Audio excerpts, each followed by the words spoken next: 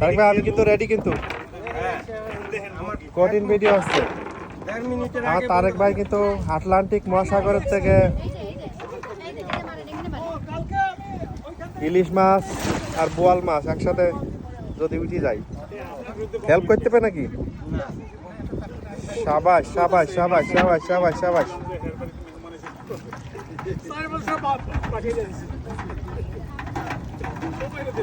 সুন্দর, আবার একটু হেল্প করেন।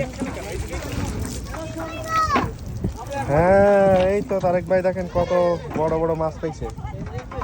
সুন্দর সুন্দর সুন্দর সুন্দর। কিছু বলেন তারেক ভাই, খুশি তো? অনেক খুশি ভাই। এরকম যদি মাছ ধরে ধরে বাংলাদেশের সব বাড়িতে বাড়িতে পাঠাইতে পারতাম, নওগাঁ থেকে শুরু করে টেকনাফ থেকে তিতুলিয়া, সবার বাড়িতে মাছের অভাব হতো না। ওই যে টেলিভিশন সেন্টারের পাশে কিছু মাছ দিবেন না? টেলিভিশন সেন্টার রামপুর উলন রোডে অবশ্যই দেবো। অনেক মাছ আমরা ধরতেছি, সেই পরিমাণ দেখান কি পরিমাণ, অলরেডি 2-3 বাকেট হয়েছে। আচ্ছা আচ্ছা। এখন এটা আঙ্কেল, আর আমার রিকোয়েস্টে পাবনায় কিছু মাছ দিবেন। পাবনা সিরাজগঞ্জের জন্য তো উন্মুক্ত মাছ, আচ্ছা আচ্ছা সব মাছ পাবনাতেই পাঠাই দিব। ঠিক আছে। পাবনার মানুষ তো আপনার জন্য অনেক দোয়া করবে। আরে পাবনার মানুষ অনেক ভালো মানুষ ভাই, এর জন্যই তো আমি পাবনায় গেছিলাম।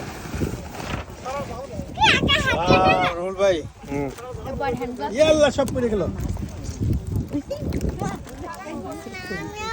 ঠিক আছে, ধন্যবাদ আপনাকে। রুহুল ভাই, thank you so much. You welcome. আপনার দোয়া করবেন যেন আরো বেশি বেশি ধরতে পারি। এরপরে আমাদের বড়শি দিয়ে মাছ ধরা হবে ইনশাআল্লাহ। বড়শি দিয়ে ধরবো ওদের মতো। ওই যে ওই বড়শিগুলি দেখান, একটু পরে আমরা ওইটা দিয়ে ধরবো। হ্যাঁ ওটা দিয়ে ধরবো হলো রুই মাছ। ঠিক আছে।